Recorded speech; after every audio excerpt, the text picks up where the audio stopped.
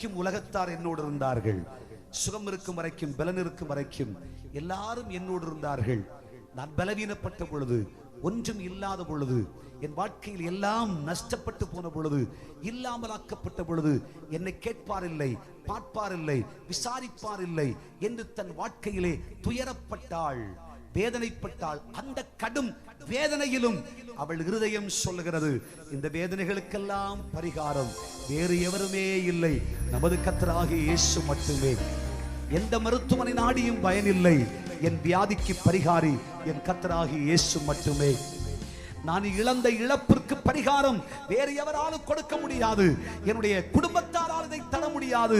எனக்கு பரிகாரம் செய்யக்கூடிய ஒரே சக்தி என் ஆண்டவராகிய இயேசு மாத்திரமே. ஐயா, சஞ்சலப்பட்டு நொந்து போய் வருத்தப்படுத்தப்பட்டு நித்தம் நித்தம் நித்தம் குற்றுயிராக்கப்பட்டு கொண்டிருக்கிறேன். சீக்கிரத்தில் சாவேன்ற ஒரு சாவு கூட என் இருதயத்தின் அடி அந்தரங்கத்திலே இருக்கிறது. அப்படி சாவு வந்துருமோ, வேதனை வந்துருமோ, கஷ்டம் வந்துருமோ, நோவு வந்துருமோ என்கிற ஒரு தயக்கம் தனக்குள் உண்டு.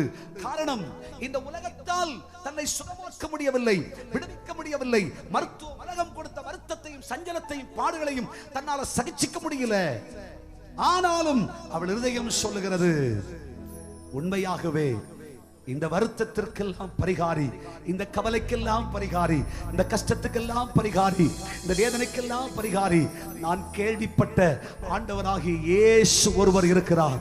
அந்த இயேசுவால மட்டுமே, அந்த இயேசுவால மட்டுமே, அந்த ஆண்டவராகிய இயேசு கிறிஸ்துவால மட்டுமே என்னுடைய வாழ்விலே என் கஷ்டத்துக்கு பரிகாரம், என் வியாதிக்கு பரிகாரம், என் துயரத்துக்கு பரிகாரம், என் கண்ணீருக்கு பரிகாரத்தை கொடுக்க முடியும் என்று தன் இருதயத்திலே எண்ணினாள்.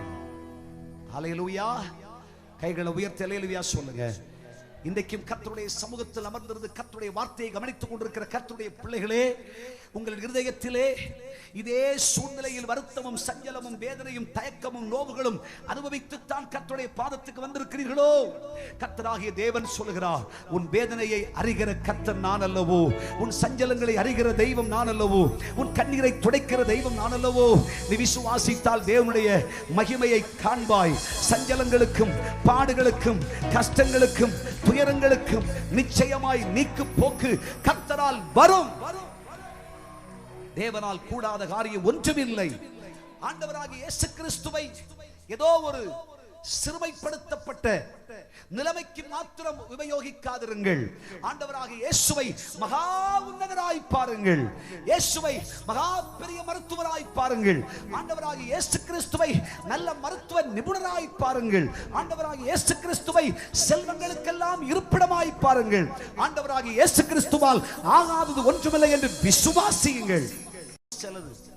கொஞ்சம் கொஞ்சத்துக்காக மாத்திரம் இயேசுவோடு சொல்லாதீங்க. ஆண்டவராகிய இயேசு கிறிஸ்து எல்லாவற்றையும் நமக்காய் செய்து முடித்திருக்கிறார். ஆமென். எத்தனை பேர் விசுவாசிக்கிறீர்கள்? கையை தட்டி கர்த்தரை மகிமைப்படுத்துங்க பாருங்க. இன்று நம்முடைய இருதயம் சொல்ல வேண்டும். பல விதவித கஷ்டங்கள் என்னுடைய வாழ்க்கையில் இருக்கிறது, விதவித பிரச்சனைகள் என் வாழ்க்கையில் இருக்கிறது, தாங்க முடியாத வியாதிகள், பலவீனங்கள், நோவுகள் எல்லாம் என் வாழ்க்கையில் இருக்கிறது. ஆனாலும் என் இருதயம் சொல்லுது, ஆண்டவராகிய இயேசு ஒருவர் இருக்கிறார். ஆண்டவராகிய இயேசுவை அறிவேன், இயேசுவை கேள்விப்பட்டிருக்கிறேன். என் இயேசுவால முடியாத காரியம் ஒன்றும் இல்லை. ஹல்லேலூயா.